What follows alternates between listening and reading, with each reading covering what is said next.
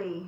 I am Tanya Brooks, your FBA Community Folk Herbalist. It is Sunday evening, and I'm actually on my fourth live. And let me just apologize for those that tried to tune in on last week. Let me just make sure that because last week I did an entire 27-minute live and I was on mute. So if you are listening, please give me a thumbs up and just let me know that you can hear me, that you can hear me, that you can hear me. Listen, I hope everybody had a great weekend. We're going to go ahead, or I'm going to go ahead and get into this live. So tonight, I'm going to be talking about the ABCs of ailments, conditions, and diseases, and the herbs that will remedy those ailments, conditions, and diseases, right? Because things are broken, illness is broken down basically into three categories: an ailment, a condition, or a disease. All right, but let me just tell you a little bit about this channel. Here at Homegrown Wellness 72, I am all about creating a community of wholeness. I'm all about creating a community of wholeness and wellness for the family, touching the mind, the body, and the soul. Who am I?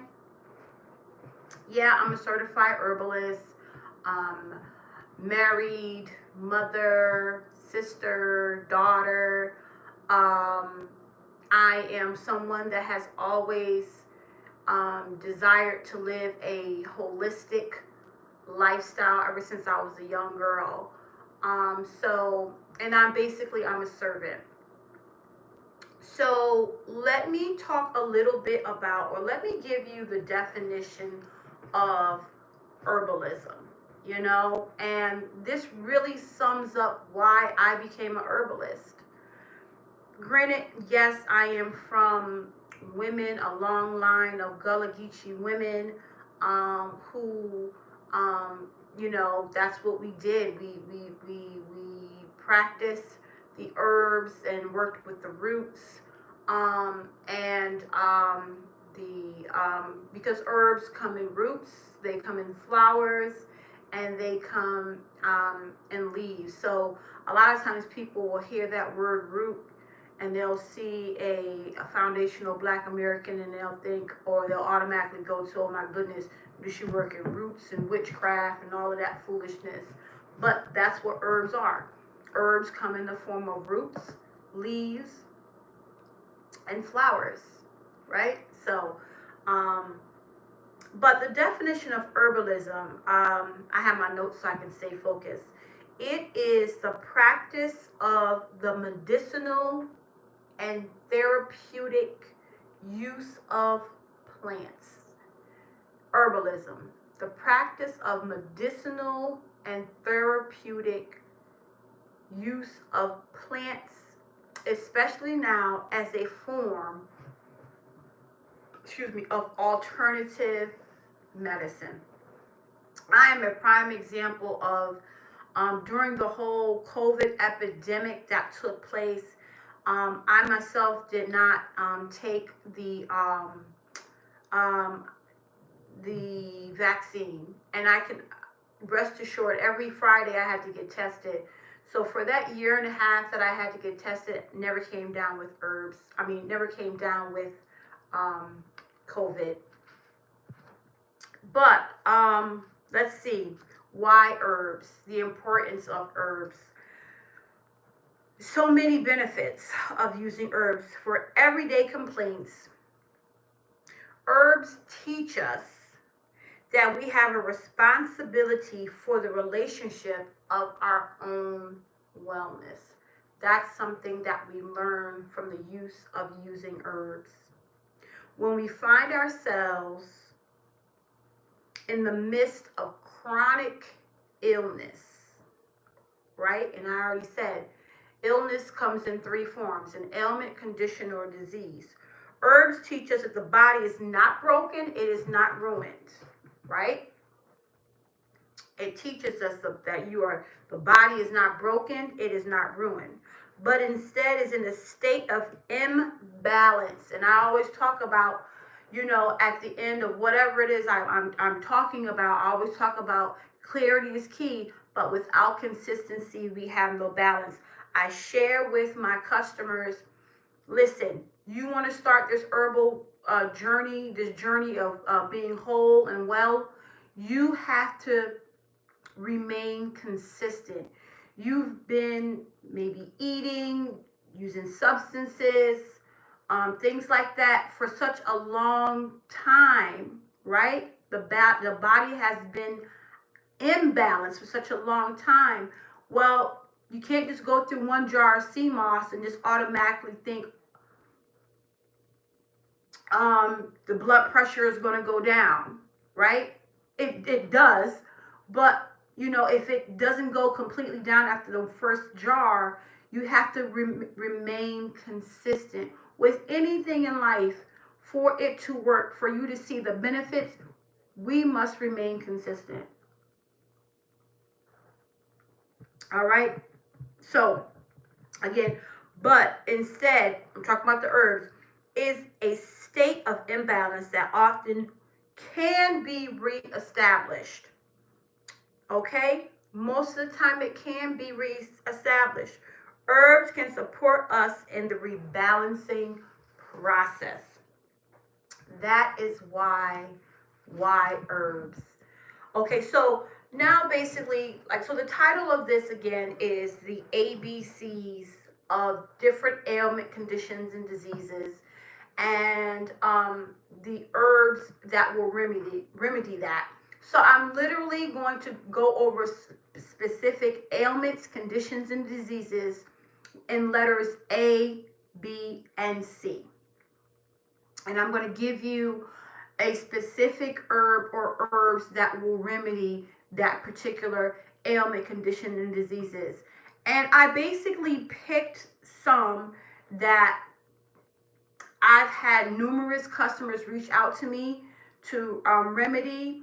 And I just know people that suffer from, rather it be in family members, rather it be co-workers.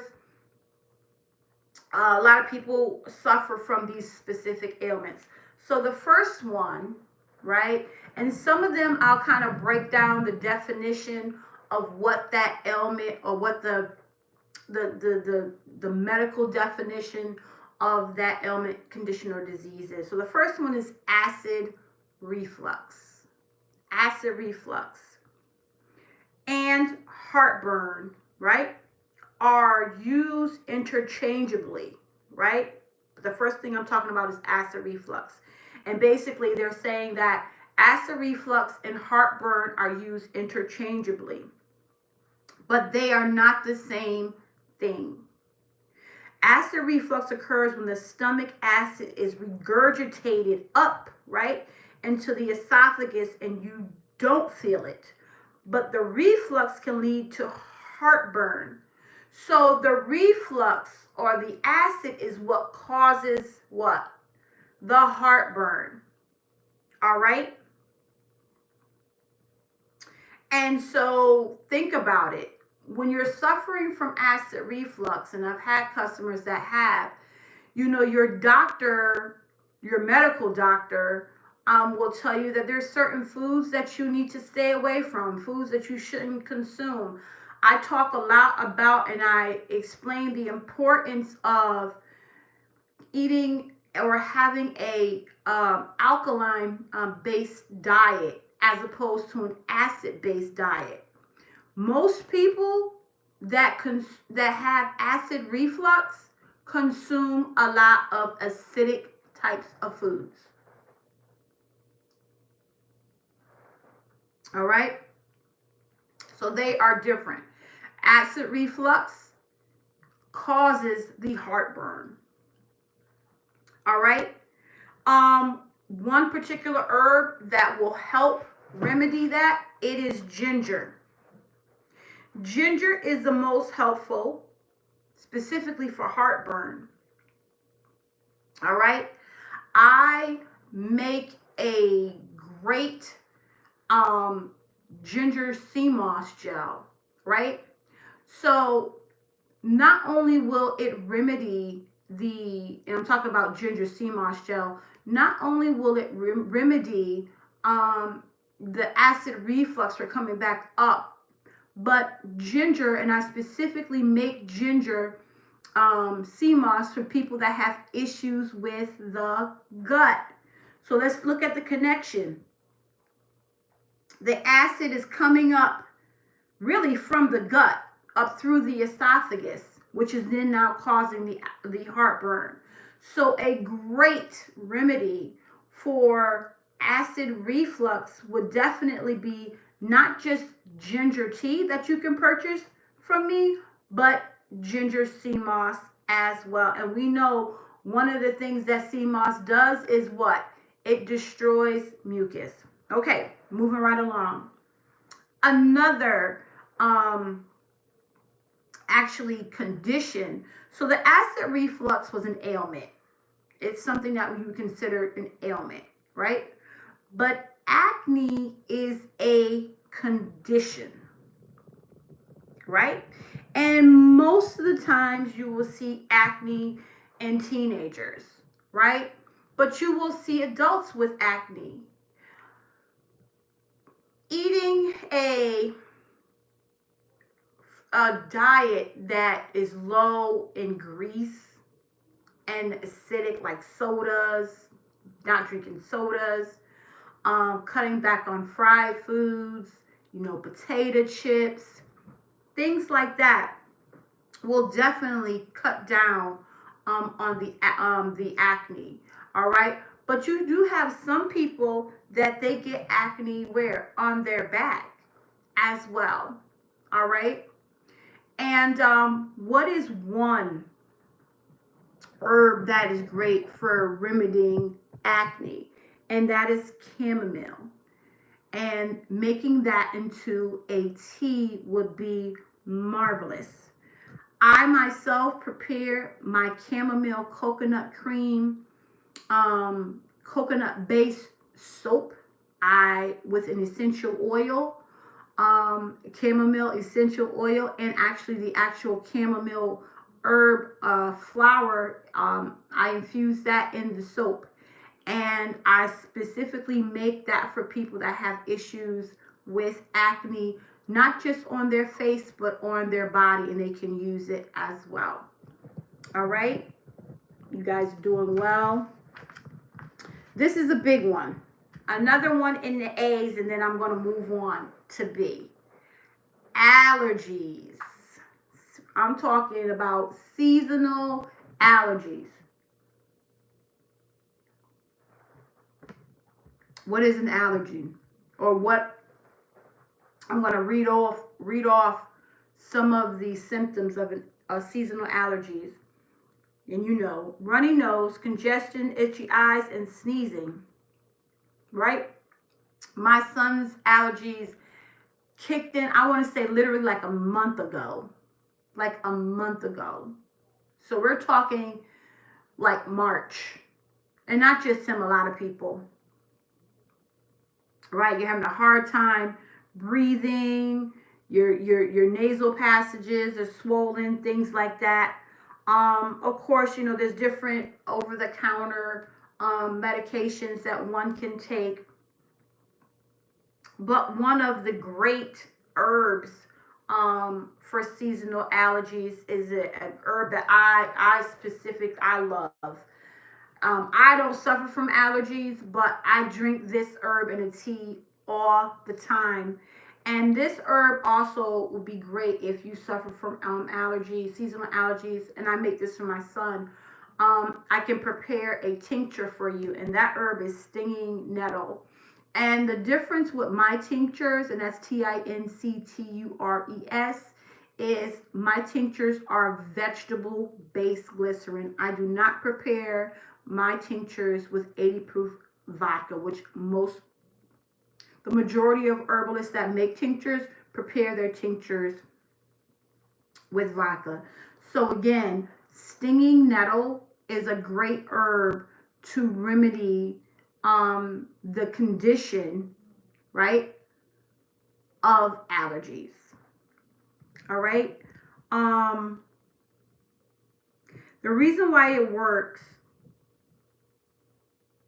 the plant makes histamines. Okay. And it's preventing your own bodies from being released. So it creates a histamine and it attaches itself to the body's histamines and prevents it from being released. So that's why you won't be dealing with the itchy eyes and the sneezing and the wheezing and the sinus pressure and all of that. So again, by all means, you can drink it in a tea, but if you are wanting to use this particular herb for a young person, because they're probably not going to drink the tea, I would definitely recommend that you have me make them a tincture. All right. Actually, I'm going to do one more. A. This is a big one. Arthritis pain. And that is a what? It's a disease. Because you don't have arthritis pain without having what? Arthritis. Arthritis is a disease. It says that Americans spend 140 billion on arthritis treatments each year. Now we're going to talk about some herb or a herb that would be great for arthritis. All right? What do you think? I talk about this herb all the time. That's right, turmeric. Turmeric destroys inflammation.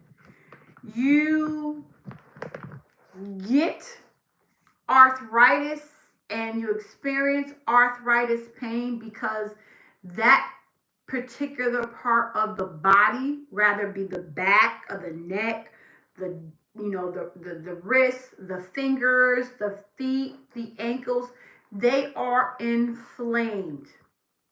Now listen to this. This is what's important. And now again, I'm talking about turmeric and it destroying inflammation. Inflammation is caused by what? The breaking of a mucous membrane. Mucous membranes are not just in the nasal cavity. They are throughout the body. So whenever you have a breaking in the mucous membrane and it has not been repaired, you're going to start suffering from arthritis. If I know, like for instance, my brother and my husband, my brother was a truck driver, my husband is a truck driver, and I think it was maybe like 4 years ago, he started talking about the pain and stuff that he was getting here. Went to the doctor because he thought he had pulled a muscle. Went to the doctor and they said that he had arthritis. I made him a tincture 3 days after he was diagnosed with that. Of course, they prescribed him some medication. And I said, well, hold off on taking it. Guys, I gave him that thing because it takes me 3 days to make a tincture because, again, like I said, my tinctures are vegetable-based glycerin, so they have to prepare. They basically have to cook for 3 days. And within 10 minutes, he was like, what did you give me? He was like, I have like no pain. And he was like, I can breathe. It opened up his nasal passages, right? And the reason why a lot of truck drivers experience arthritis like in the back of the neck and in the back of the shoulders is because they're constantly turning, right? Turning the steering wheel of the vehicle, of the big truck. They're constantly, looking back and forth. They're sitting not in the most comfortable position, and they're doing this for hours on end. So this is why a lot of truck drivers experience arthritis pain. and or are diagnosed with arthritis, which is a disease. And so turmeric will knock it out. It will remedy it. Let's talk about back and neck pain. We're going to move right on into back and neck pain, right? Back pain is the second most common reason Americans see doctors, behind cold and flus. We're almost done. I'm only going to do a couple more. We're talking about the ABCs of different ailments, conditions, and diseases. This is going to be a series. So this is series 1. And the different herbs that will remedy those ailments, conditions, and diseases. So back pain is the second most common reason Americans see their doctors. Back and neck pain. Behind cold and flu. It says researchers shows that up to 90% of adults have back pain at some time in their lives. Both back and neck pain can be eased and prevented with a few time-tested methods. Ditching bad habits and giving your back and neck regular exercise. You also need to, if you have been diagnosed with any type of arthritis and or back and neck pain, you definitely should be drinking a minimum of 64 ounces of spring water on a daily basis. That's going to flush out that inflammation, and that is creating a flow, everything just flowing in the body, and that will destroy inflammation, flush out the inflammation as well. So of course, turmeric, but also ginger. I make a great turmeric and ginger sea moss gel. All right. And they help reduce production of, I'm going to spell it, LEUKOTRIENES, substances that can trigger inflammation. And I just spoke all about inflammation and what it does and what it creates. And another herb is also flaxseed. All right? Listen, I'm going to go into the seed, and I'm going to do this main one, and I'm going to, be done for the evening. I hope everybody's enjoying themselves. Hope you're learning something. Cold and flu symptoms. What herbs do you think, or herb do you think will remedy cold and flu symptoms? Listen, I'm going to share something with you because it's not antibiotics.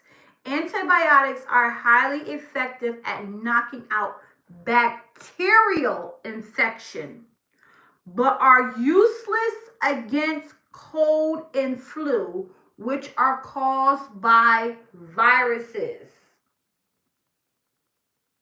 So if you have the cold and flu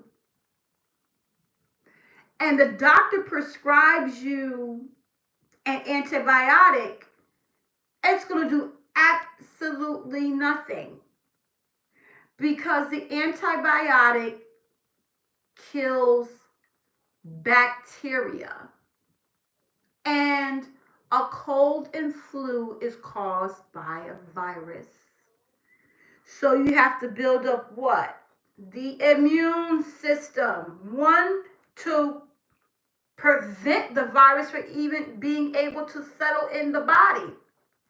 But if you get the cold and flu symptoms, then you know that you need to go to the herbs to what? Build up the immune system, right? To kick the viruses behind. So I'm going to give you actually 3 herbs that will do that. And so this is also, forewarning is fair warning. So if you know that we're coming upon, which we aren't now, but I'm going to say looking into the fall, especially being here in New England, if you know that we're in the month of August, cold and flu season is coming on board. So you want to start drinking these 3 particular herbs right off the bat to build up the immune system to prevent the virus of the cold and flu from even settling in the body. That is golden seal, echinacea, and black elderberry root. All right? I'm telling you, that elderberry, that black elderberry, she is a beast. She kept me COVID free. I'm going to say it. She kept me COVID free. And COVID was a what? Or is a what? Virus. Listen, that's it for tonight. The ABCs, the different ailments, conditions, and diseases. We went through the A's, B's, C's. This is a series. This is series 1. Next Sunday, I'm going to be doing D, E, F, and G. Right? For next Sunday at 9 p.m. But I want to share this with you all. So everybody's heard about the keto and the, what's the other one? The I'm having brain fart. Intermittent fasting. Well, this great man, this great healer, who's no longer with us, but Dr. Sebi, I think did this in the 60s, and it's called Eating in the Laws of Rhythm, right? And he breaks down the times we should be consuming food and what types of food we should be consuming. So I'm going to go through this. From 5 a.m. to 12 noon, see that right there? And you can download this. We should be consuming fruits, herbs, and water to help the body flush and cleanse out waste. Right? So you should be having that bowel movement.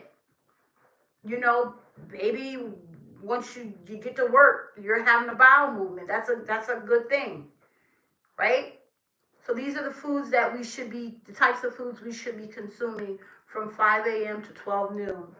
From 12 to 3 p.m., vegetables at noon to replenish the cells. Make sure you have your sea moss, and you have that in the morning too. And feed the body minerals, sea moss, chlorophyll, melanin, and carbon. And from 3 to 8 p.m., see that? Woo. In the evening, more solid foods can be eaten, but no eating after 8 p.m. So from 8 p.m. to 5 a.m., should not be consuming any food. You can drink as much water as you would like. You can drink as much tea as you would like. And that's why we call it breakfast or breaking a fast. Listen, I hope you enjoyed this on tonight, and I will be back next Sunday finishing up, or not finishing up, but doing our part 2 in the series of the ABCs of different ailments, conditions, and diseases. We'll be going through letters D, E, F, and G next week, Sunday at 9 p.m. Eastern Standard Time. Family, as always, remember, be great to yourself because you are great. Be great to your family. Be great to your community. Without love, self-love first, we have absolutely nothing. And as always, family, clarity is key, but without consistency, we have no balance. Family, be well.